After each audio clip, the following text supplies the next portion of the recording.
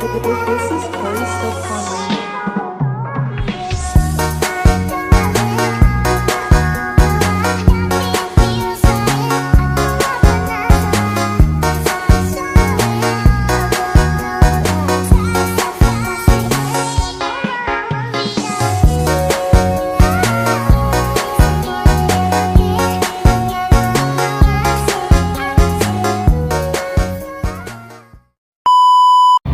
Assalamualaikum warahmatullahi wabarakatuh. Kami dari kelompok 10 ingin menjelaskan materi yang berjudul Manajemen Likuiditas Bank Syariah. Sebelumnya, perkenalkan nama saya Fauzia Tirastutirawe dengan NIM akhir 047 dan teman saya Dinora Rahma Yasir dengan NIM akhir 017 dan saya Niswa Alfisti dengan NIM akhir 087. Oke teman-teman, langsung saja ke materinya.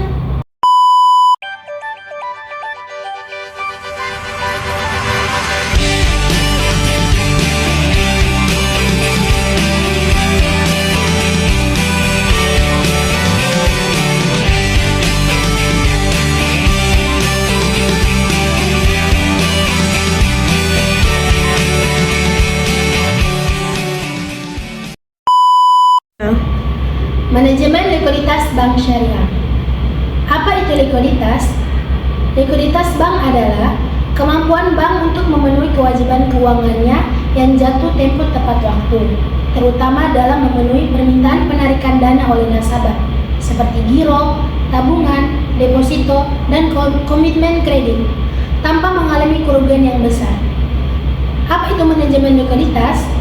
Manajemen likuiditas adalah proses mengelola dan mengatur dana yang dimiliki bank agar selalu tersedia dalam jumlah yang cukup untuk memenuhi kewajiban keuangan.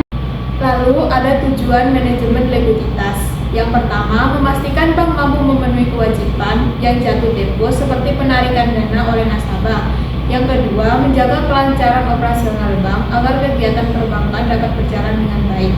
Yang ketiga, menghindari kekurangan dana likuid yang dapat mengganggu stabilitas bank.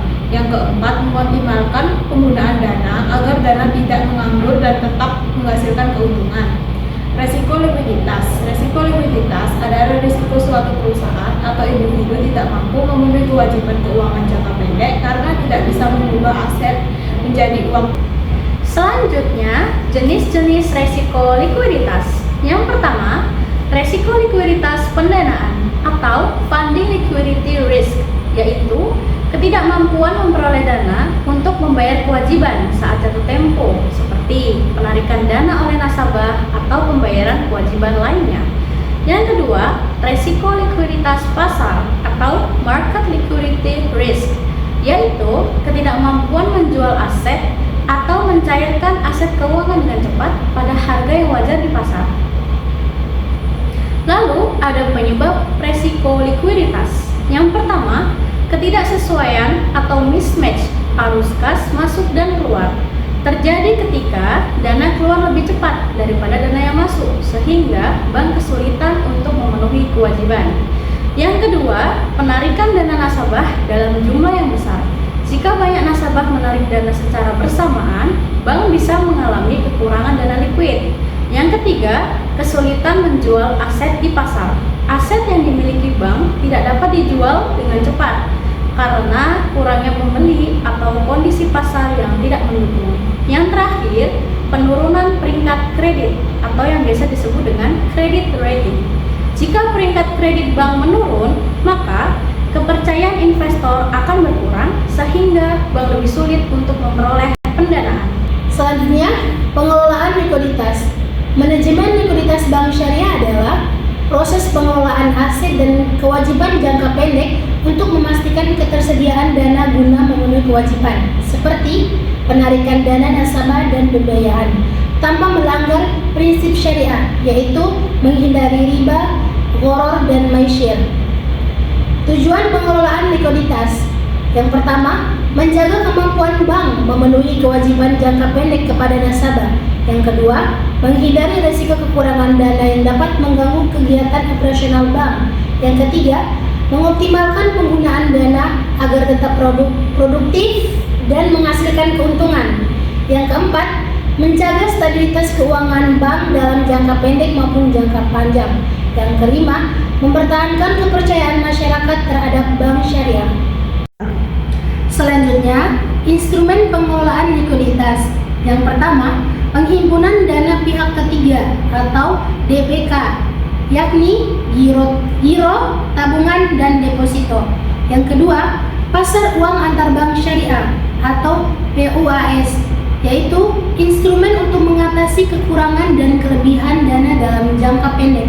Yang ketiga, instrumen Bank Indonesia seperti Sertifikat Bank Indonesia Syariah atau SBIS dan Repo SBSN. Yang keempat, sukuk atau obligasi syariah, yaitu pembelian atau penerbitan sukuk untuk instrumen jangka panjang. Selanjutnya, tantangan pengelolaan likuiditas. Yang pertama, instrumen likuiditas syariah masih lebih sedikit dibanding bank konvensional. Yang kedua, ketidaksesuaian jangka waktu antara penghimpunan dana dan penyaluran pembiayaan. Yang ketiga, fluktuasi penarikan dana oleh nasabah. Penentuan kebutuhan likuiditas. Penentuan kebutuhan likuiditas bank syariah adalah proses memproyeksikan dan menyediakan dana tunai yang cukup untuk memenuhi kewajiban jangka pendek, seperti penarikan dana nasabah dan pencairan pembiayaan sekaligus mematuhi giro wajib minimum atau GWM Bank Indonesia. Tujuan penentuan kebutuhan likuiditas. Tujuan utama yaitu 1. Memastikan bank mampu memenuhi kewajiban. Yang kedua, menjaga kepercayaan nasabah. Yang ketiga, menghindari krisis likuiditas. Yang keempat, menjaga stabilitas operasional bank. Selanjutnya, faktor yang mempengaruhi kebutuhan likuiditas. Yang pertama, penarikan dana nasabah. Bank harus memperkirakan kemungkinan nasabah menarik tabungan, giro atau deposito. Yang kedua, penyaluran pembiayaan. Ketika bank menyalurkan pembiayaan kepada nasabah, dana likuid akan berkurang sehingga perlu perencanaan yang baik. Yang ketiga, jatuh tempo kewajiban bank. Bank harus menyediakan dana untuk kewajiban yang jatuh tempo seperti bagi hasil deposito atau kewajiban yang lainnya. Yang ketiga, kondisi ekonomi. Perubahan kondisi ekonomi dapat mempengaruhi perilaku nasabah dalam menyimpan atau menarik dana. Yang terakhir, kebijakan regulasi.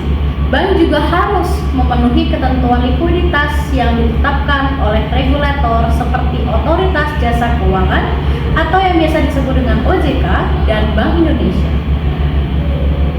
Lalu ada metode penentuan kebutuhan likuiditas. Yang pertama, pendekatan sumber dan penggunaan dana. Bank menganalisis sumber dana seperti tabungan, giro, deposito, dan penggunaan dana seperti pembiayaan dan investasi. Yang kedua, pendekatan struktur dana. Bank melihat stabilitas dana yang dihimpun dari nasabah untuk memperkirakan kebutuhan likuiditas. Yang ketiga, pendekatan arus kas atau cash flow. Bank memperkirakan arus kas masuk dan arus kas keluar dalam periode tertentu. Yang terakhir, pendekatan rasio likuiditas. Bank menggunakan rasio keuangan tertentu untuk mengukur tingkat likuiditas. Misalnya, rasio pembiayaan terhadap dana pihak ketiga. Yang terakhir, ada strategi pengelolaan likuiditas bank syariah. Yang pertama, analisis NPF atau non-performing financing, yaitu memantau tingkat pembiayaan bermasalah yang mempengaruhi kecukupan kas. Yang kedua, diversifikasi sumber dana, yakni menghimpun dana dari giro, tabungan, dan deposito untuk menjaga posisi likuiditas. Yang terakhir, manajemen gap, mengelola kesenjangan atau yang disebut dengan gap antara jatuh tempo aset dan kewajiban. Begitulah penjelasan dari kelompok kami. Mohon maaf apabila ada kesalahan kata dari penjelasan kami. Terima kasih. Wassalamualaikum warahmatullahi wabarakatuh.